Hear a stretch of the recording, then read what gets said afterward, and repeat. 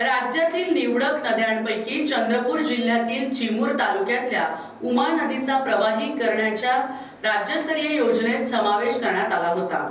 उमा नदीचे खोलीकरण, गाळ उपसा, प्रदूषण मुक्त करून नदी बारमाही करण्याच्या उपाययोजना करण्याचे ठरवले होते। परंतु कित्येक महिने लोटून ही योजना कागदावरच राहिली आहे। उमा नदीचा उगम चिमूर तालुक्यातून होतो। चिमूर, सिंदेवाही, मूल व पोंभुर्णा या 4 तालुक्यातून उमा नदी वाहत जाते व शेवट पोंभुर्णा तालुक्यातील जामखुर्द या गावी ती वैनगंगेला मिळते। प्लास्टिकचा अतिवापर, नदीत येणारे सांडपाणी यामुळे नदी प्रदूषित होत आहे। त्याचबरोबर उमा नदीत वाळूचा अवैध उपसा, उमा नदीच्या काठावर होणारे अतिक्रमण यामुळे जीवनदायिनी ठरणारी उमा नदीचे पात्र आकुंचन पावत आहे। उपक्रमाची अंमलबजावणी करण्यासाठी जिल्हा स्तरावर कमिटी गठीत करण्यात आली, पण गावोगावी जाऊन फक्त फोटो काढून जनजागृती करण्यावरच फक्त भर देण्यात आला।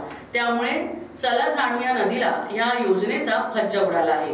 उपक्रमाअंतर्गत आखलेल्या उपाययोजना कृतीत आणण्याची मागणी पर्यावरण प्रेमींनी केली आहे। दरम्यान या संदर्भात पर्यावरण अभ्यासक कवडू लोहकरे यांनी लाईव्ह चंद्रपूरला दिलेली प्रतिक्रिया।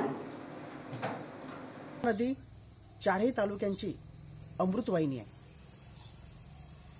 जिल्हास्तरीय कमिटीने उमा नदी आणि इराई नदी यांचं गाळउपसा, सौंदर्यीकरण, खोलीकरण आणि प्रदूषण मुक्त करण्याचा निर्धार केला।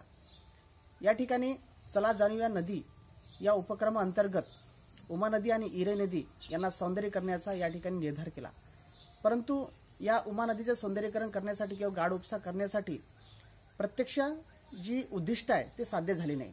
फक्त या ठिकाणी जनजागृती किंवा प्रसिद्धी झाली, परंतु या ठिकाणी कोणत्याही प्रकारचा गाळउपसा, प्रदूषणमुक्त आणि सौंदर्यीकरण आणि अतिक्रमण याबाबत कोणत्याही प्रकारचा ठोस उपाययोजना झालेली नाही।